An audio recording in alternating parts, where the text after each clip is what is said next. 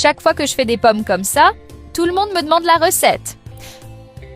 Pour la recette d'aujourd'hui, j'aurai besoin de 300 g de pâte feuilletée. Et je vais la couper en 2 grandes bandes en retirant l'excès de pâte feuilletée. Et avant que j'oublie, dis-moi de quelle ville tu nous regardes pour que je puisse t'envoyer une accolade spéciale. L'accolade d'aujourd'hui va à Aurélie Marchand de Bourgogne. Je suis heureux que tu apprécies nos recettes. Après cela, je vais séparer cette pâte pour préparer l'autre partie de la recette. Maintenant, dans un grand bol, je vais râper une pomme. Sais-tu déjà comment la recette d'aujourd'hui va se terminer? Ensuite, je vais ajouter 2 cuillères à soupe de cannelle en poudre. Une demi-tasse de sucre pour bien mélanger les ingrédients. Je suis sûre que le résultat final de cette recette va te surprendre. Ainsi, je vais diviser ce mélange pour le mettre sur les 2 bandes de pâte feuilletée préparées auparavant.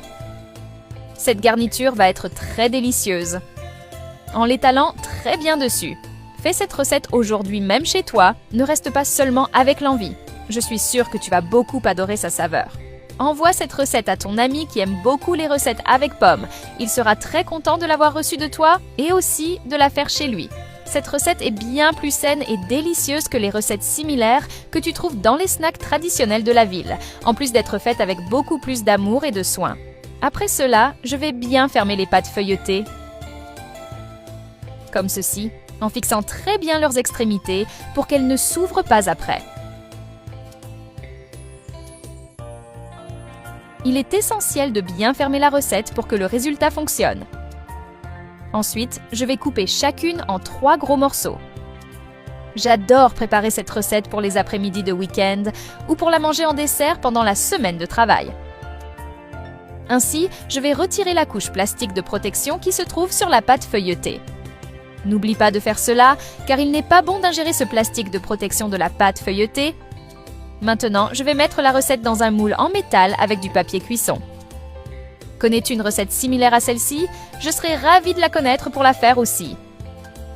Par-dessus, je vais badigeonner un mélange d'œufs battus pour mettre le tout au four à 180 degrés pendant 20 minutes. Après ce temps, je vais transférer la recette dans un autre récipient. Pour compléter la recette, je vais ajouter du sucre par-dessus. Regarde comme la recette d'aujourd'hui devient belle, j'ai hâte de pouvoir la goûter quand elle sera enfin prête à être mangée. Je suis sûre que tu as déjà l'eau à la bouche, rien qu'en voyant comme elle devient.